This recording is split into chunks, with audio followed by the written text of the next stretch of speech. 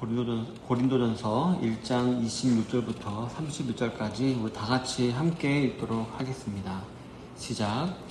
형제들아, 너희를 부르심을 보라. 육체를 따라 지혜로운 자가 많지 아니하며 능한 자가 많지 아니하며 문벌 좋은 자가 많지 아니하도다.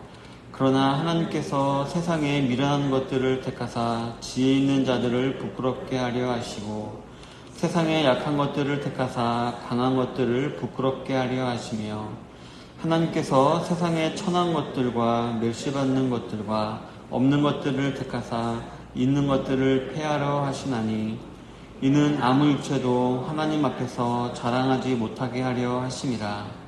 너희는 하나님으로부터 나서 그리스도 예수 안에 있고 예수는 하나님으로부터 나와서 우리에게 지혜와 의로움과 거룩함과 구원함이 되셨으니 기록된 바 자랑하는 자는 주 안에서 자랑하라 함과 같게 하려 함이라. 아멘.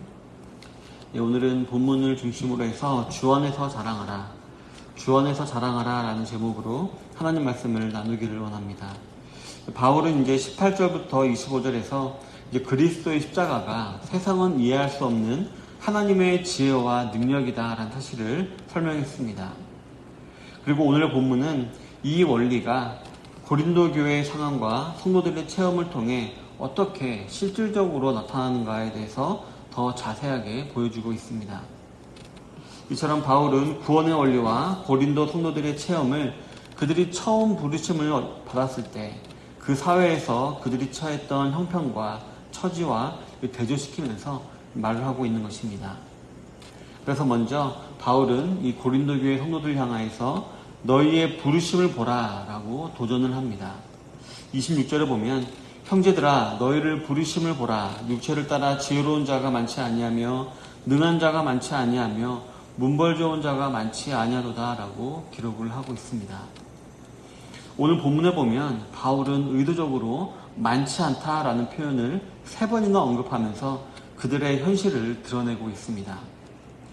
최근의 연구를 따르면 고린도 교회는 이 당시 아마 3 부류의 사람들이 있었을 것이다 라고 말을 하고 있습니다. 먼저는 많지 않은 세미 엘리트들, 그리고 몇몇의 사회적 신분 상승을 노리던 신흥 부자들, 그리고 대부분의 가난한 자들이 그것입니다. 이 가운데 세미 엘리트들은 세상적으로 참 지혜로운 자들이다 라고 여겨졌고요. 또 사회적 정치적 영향력을 가진 자들로서 고린도 교회 내에서는 약 10% 내외의 소수의 무리였다라고 말합니다. 다음으로는 고린도 도시의 자유민 신분으로서 이들은 신분 상승을 노리던 중간 계층들이었는데 이들은 고린도 교회 내에서 약 20% 내외를 차지하고 있었다고 합니다. 그리고 이제 마지막 70% 내외의 사람들이 바로 이제 가난한 계층의 사람들로서 자기 손으로 일하며 사회적, 경제적 고난을 당하던 자들이었던 것입니다. 그런데 이 가운데 정말 사회적으로나 경제적으로나 그나마 능력도 있고 재능도 있었던 이 소수의 사람들이 교회 내에서 이러한 분열을 조정하고 있었고 나머지 사람들은 그에 휘둘리고 있었던 것이었습니다.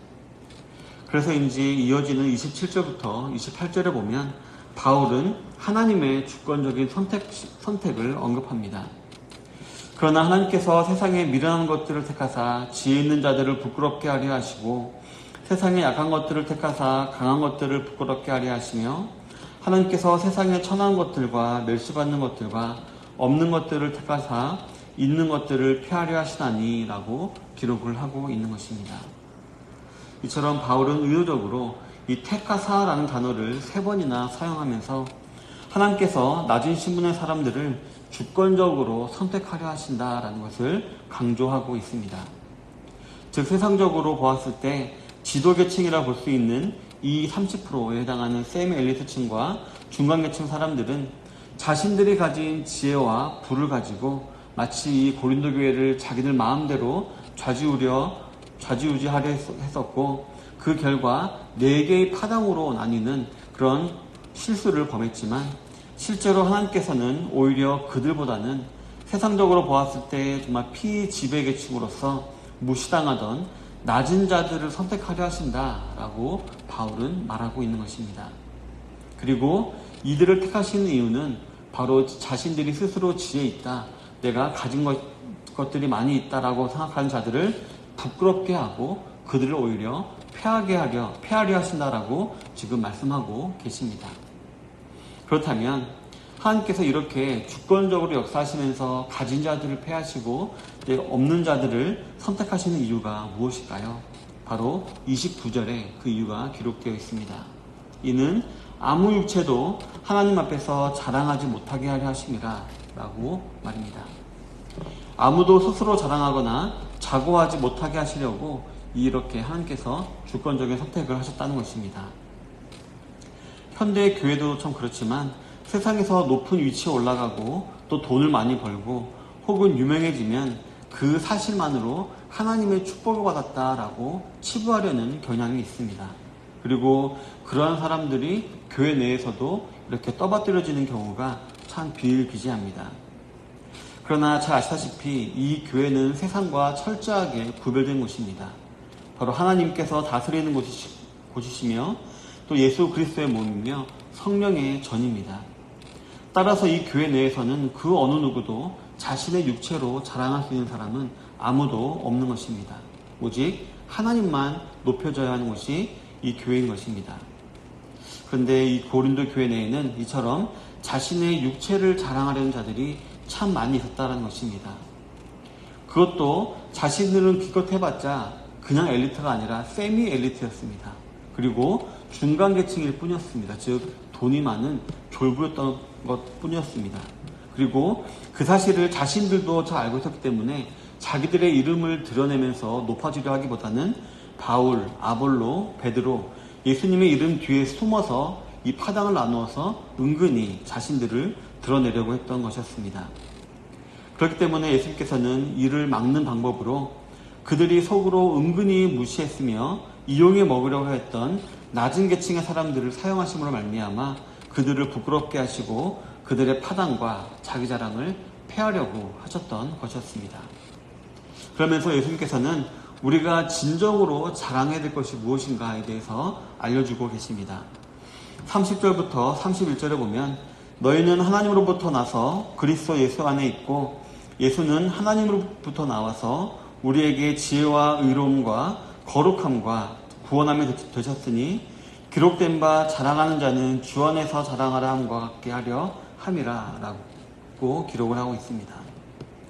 우리말 성경에는 이 30절 앞부분에 그러므로 라는 접속사가 생략이 되어 있습니다. 따라서 이 그러므로 라는 접속사를 붙여서 해석을 해보면 즉 하나님께서는 주권적인 선택하심으로 모든 자랑을 패하시니 그러므로 우리는 오직 주 안에서만 자랑해야 한다라고 말하고 있는 것입니다. 그렇다면 우리가 주 안에서만 자랑한다는 것은 무엇을 말하는 것일까요? 바로 하나님으로부터 나와서 우리의 지혜가 되신 예수님만을 자랑한다라는 말입니다. 그리고 예수님을 통해 나타난 하나님의 지혜, 바로 의로움과 거룩함과 구원함을 우리는 자랑해야 한다는 것입니다. 성도 여러분, 여기서 의로움은 무엇을 말하는 것일까요? 바로 예수 그리스도의 십자가 사역으로 말미암아 우리에게 전가된 예수님의 의, 즉 칭의를 말합니다. 다음으로 거룩함은 무엇을 말하는 것일까요? 바로 예수 그리스도의 십자가 사역으로 인해 또 그러면 말미암아 의롭게 된으로 말미암아 우리가 언제라도 하나님 앞에 나아가게 되었다라는 사실을 말하는 것입니다. 아시다시피 예수님께서 십자가에 매달리셨을 때 성전 안에 있던 휘장이 갈라졌습니다.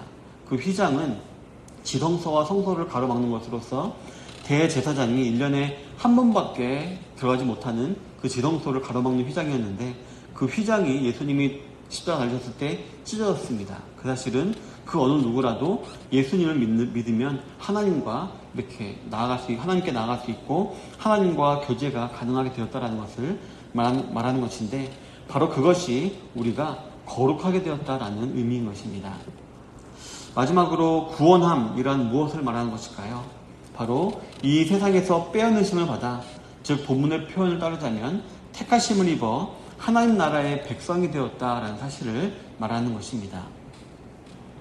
그런데 여기 나오는 의로움, 거룩함, 또 구원함은 우리 사람의 힘으로는 절대로 얻을 수가 없는 것입니다.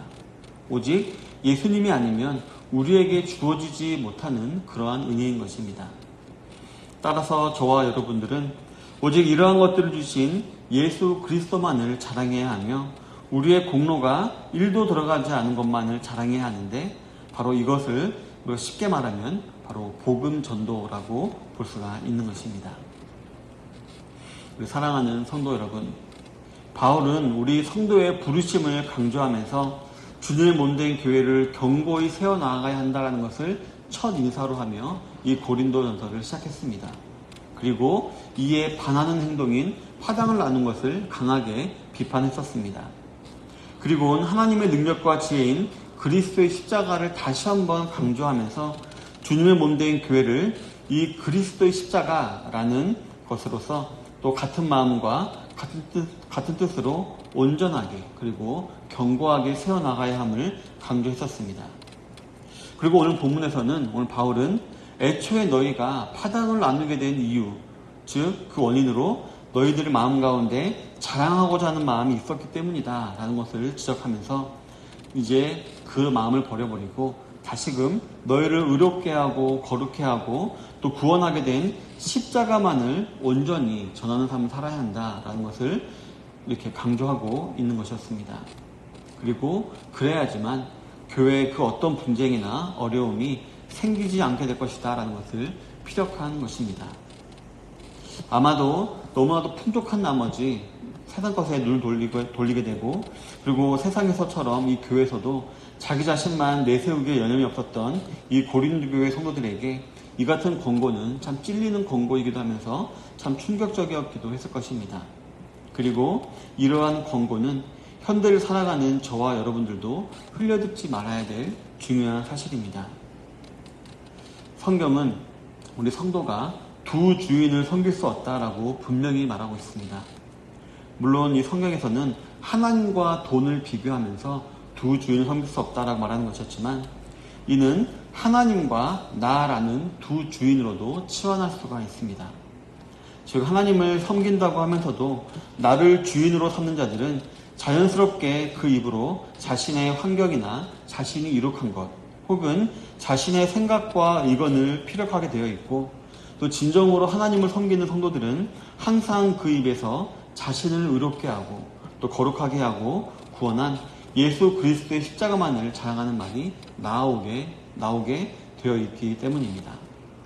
그리고 이 사실을 조금만 비틀어 생각해 보면 만약 직접적으로 내 자랑을 하는 말을 하진 않더라도 그 사람의 입에서 예수님과 예수 그리스도의 십자가에 대한 말이 자주자주 나오지 않는 사람들은 어떻게 보면은 자기 자신을 섬기고 있는 자들이다라고 봐도 무방한 것입니다.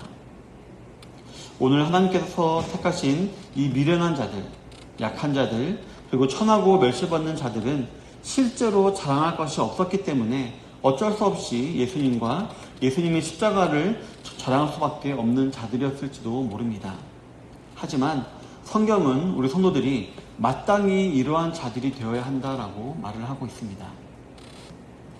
저 위대한 왕 다윗, 그 다윗도 이 시편을 보면은 자기를 어떻게 표현하고 있을까요? 위대한 왕, 하나님께 택하신 자, 하나님 마음에 맞는 자 이렇게 표현하고 있을까요? 그렇지 않습니다. 이 시편에 보면 다윗은 반복적으로 자신을 가난하고 궁핍한 자다라고 표현하고 있습니다. 그러면서 하나님 가난하고 궁핍한 나를 도우소서, 주의 귀를 기울여서 내게 응답하소서, 저는 가난하고 궁핍하기 때문에 하나님밖에 의지할 데가 없습니다 라고 다윗은 반복적으로 고백을 하고 있는 것입니다. 다윗이 실제로 가난하고 궁핍한 자였을까요? 아니죠. 그는 이스라엘의 왕으로서 이스라엘의 가장 풍성했던 시기의 왕으로서 너무나도 풍족한 자였습니다. 하지만 그러함에도 그는 오직 주 안에서만 자랑하기 위한 몸부림으로 즉 하나님만 높이려 하는 마음으로 이러한 고백, 나는 가난하고 궁핍한 자입니다 라고 고백하면서 자기 자신을, 자기 육신을 이렇게 채찍질을 했던 것이었습니다. 성도 여러분, 오직 우리도 예수님과 예수님의 십자가만을 자랑할 수 있어야 할 줄로 믿습니다. 그럴 때 우리 자신이 먼저 변화가 될 것입니다. 그리고 우리 교회 공동체 전체가 겸허하게 한 몸을 이루어서 나아갈 수 있게 될 것입니다. 이와 같이 오직 주 안에서만 자랑하기를 힘쓰는 저와 여러분들을 통해 하나님의 몸된 교회를 오늘도 온전하고 견고하게 세워나가게 되시는 모든 좋은 시작교회 성도님들이 다 되시기를 주님의 이름으로 축원합니다. 아멘.